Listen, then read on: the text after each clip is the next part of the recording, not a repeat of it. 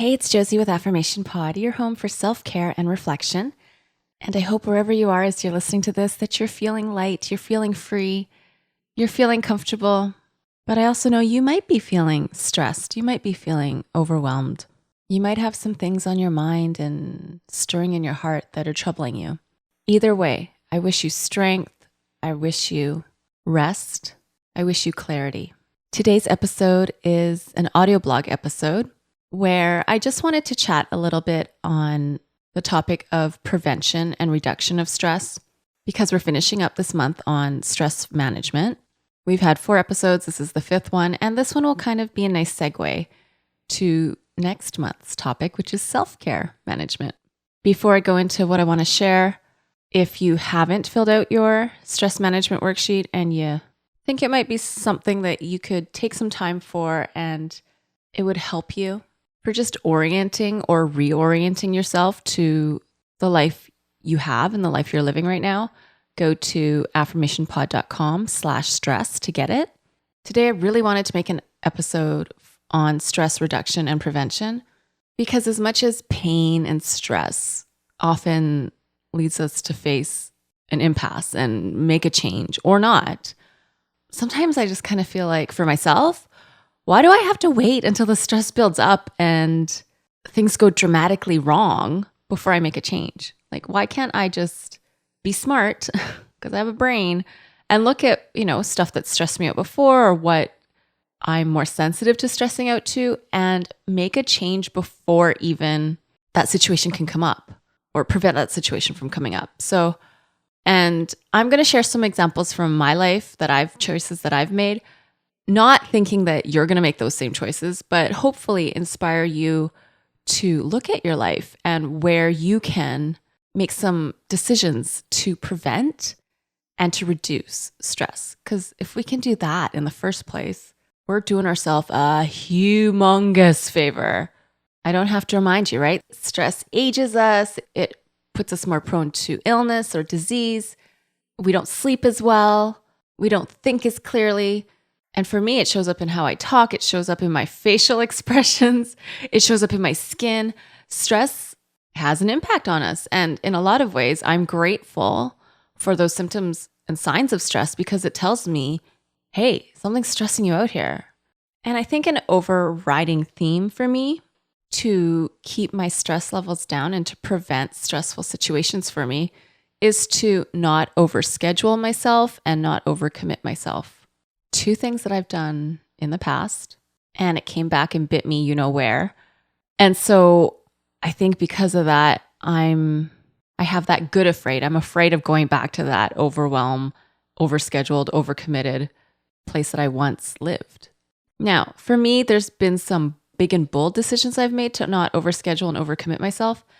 And there's also been smaller ones. So a big one that I made was to quit my job, to resign from my contracts that I had so I could take the energy I would have put into those jobs and channel that into other things in my life. Yes, you could say I still have a job because I run this podcast, I'm running online courses. But if I had a job or some contracts or even one contract on top of what I'm doing right now with Affirmation Pod and Affirmation courses, I know I would feel maybe not all the time, but a lot of the time overscheduled and overcommitted.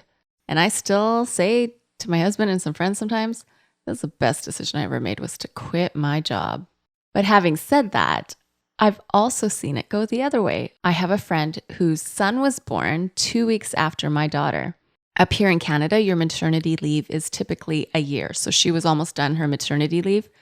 She was so happy as she was telling me this. She's like, we found an amazing, awesome, doesn't live too far away daycare for him.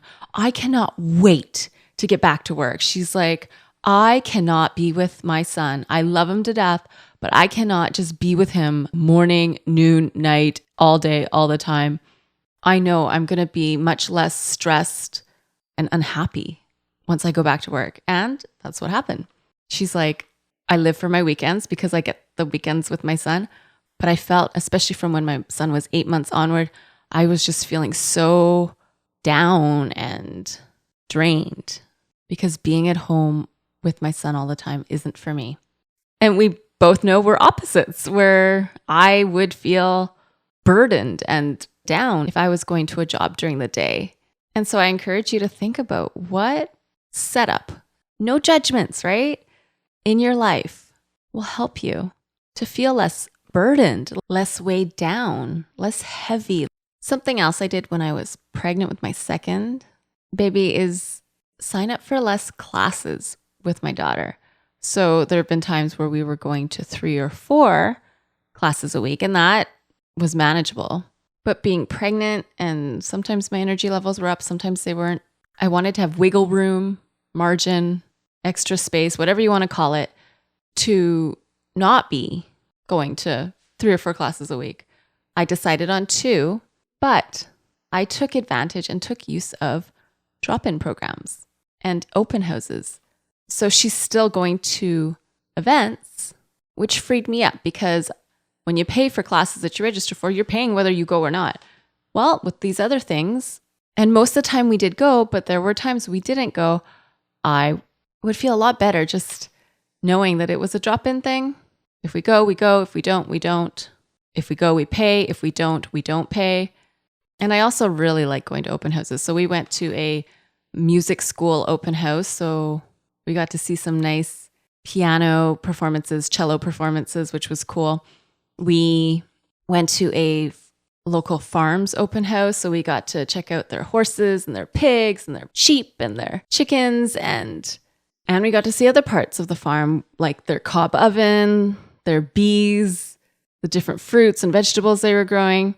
I had a client once who struggled with depression, and he was kind of torn because one thing he knew really helped him experience less symptoms of depression was to play sports. And so he was a hockey in the winter guy and soccer in the summer guy. But he struggled because when his energy wasn't up and he didn't go play, he felt he was letting down his team. Some people knew what was going on and some people didn't. Some people were more understanding. Some people were not. And for him, he realized what would work better is to take the drop-in route.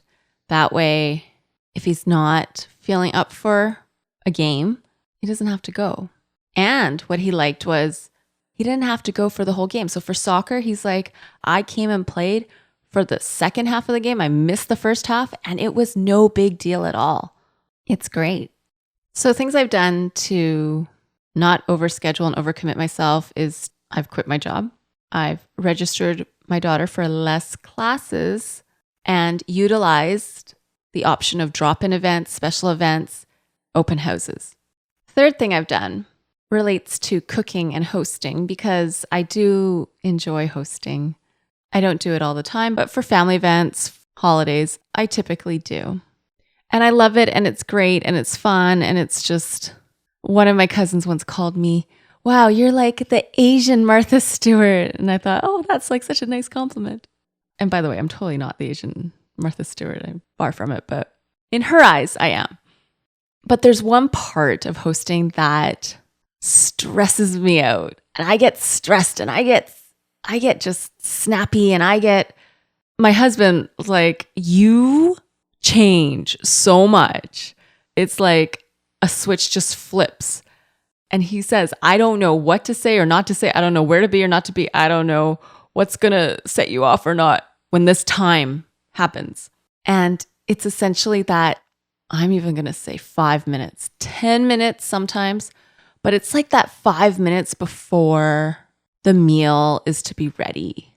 And it just seems like there is so much stuff that has to be done at the last second, or at least in my head, whether it's steaming those vegetables, whether it's making that gravy, whether it's adding the whatever on top of something, some entree.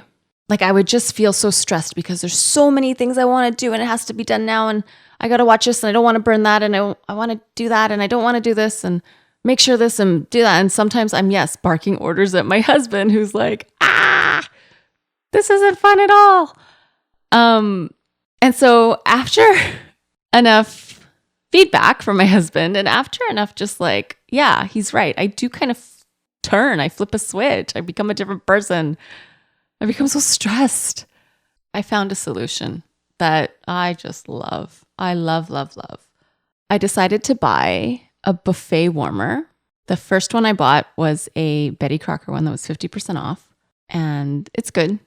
The lids, they get cracked easily, but in general, it's very good. And what I do is I can make those vegetables well in advance and then put them in the buffet warmer and they stay warm and I don't have to rush. I mean, essentially, I make everything with enough time to put them in the warmer. And this really caught on for me because this year I bought another food warmer. This one cost a bit more. This one I actually had to consult my husband because it was over $100. I was like, should I get this? He's like, yes, because he's seen the difference in me that I don't have to, rush at the last second. I really, you know what? I actually now have time to stretch. And I don't just say I have time to stretch. I actually stretch for 5 or 10 minutes and take some deep breaths and just kind of enjoy alone time before family arrives, before friends arrive. And especially if people arrive late, then I have even more time for it. And I know it sounds like, oh, well, you're just, doing some deep breaths, or you're just journaling in a book, you're just stretching. But those moments, it's kind of like some of the stuff we went through in the stress management visualization, which was 2 episodes ago, episode 85. Those moments, the return on investment is just something I cannot tell you how powerful. I don't even know what the word is. Powerful, yes, but how, I don't know. Just try it. Try taking those few moments, whether it be before a big meeting or before something. It really gives you a sense of grounding. And in case you want to see what I'm talking about, these buffet warmers, food warmers, I'll have them in the show notes at affirmationpod.com/stress prevention.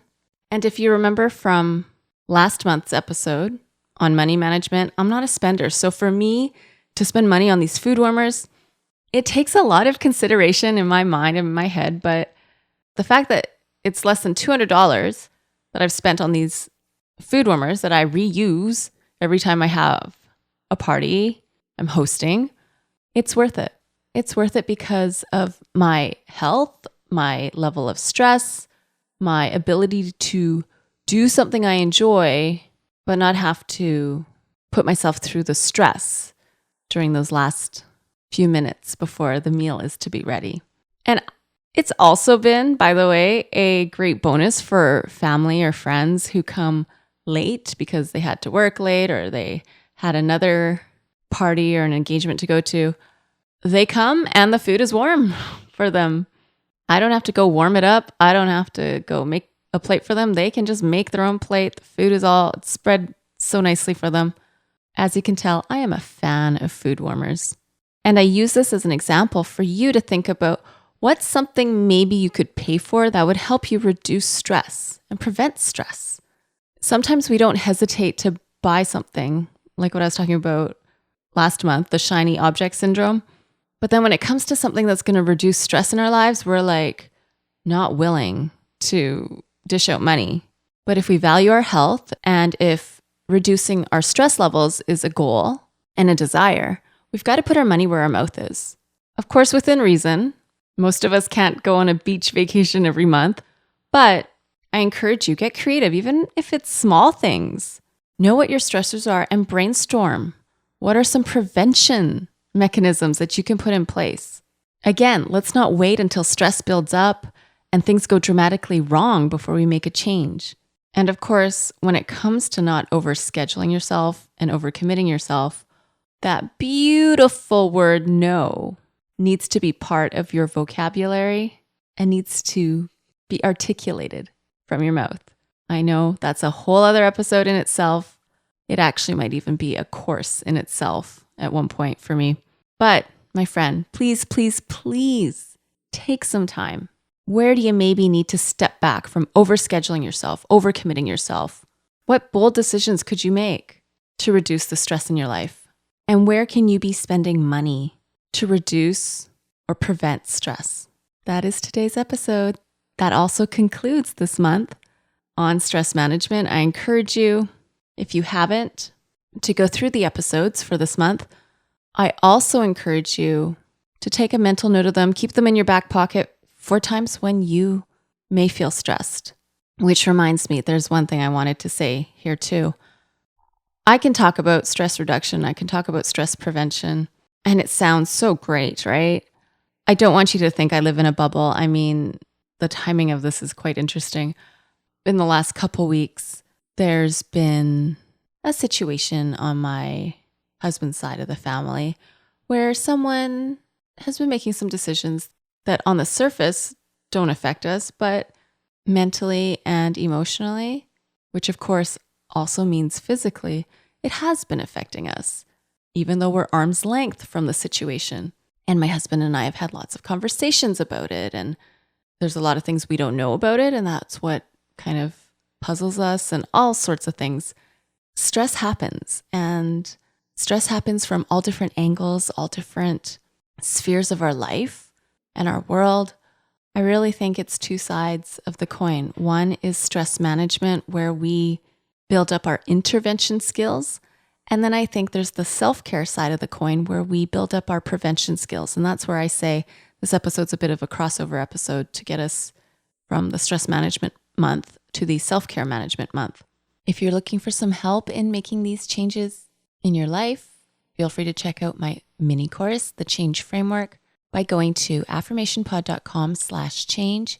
That's affirmationpod.com/change. You can use promo code STRESS to get you $30 off. So promo code STRESS will save you $30. I'm excited to start the self-care episodes starting next episode, and I hope you'll join me. This is Josie with Affirmation Pod, your home for self-care and reflection. Thank you so much for clicking play and tuning in today. Bye for now.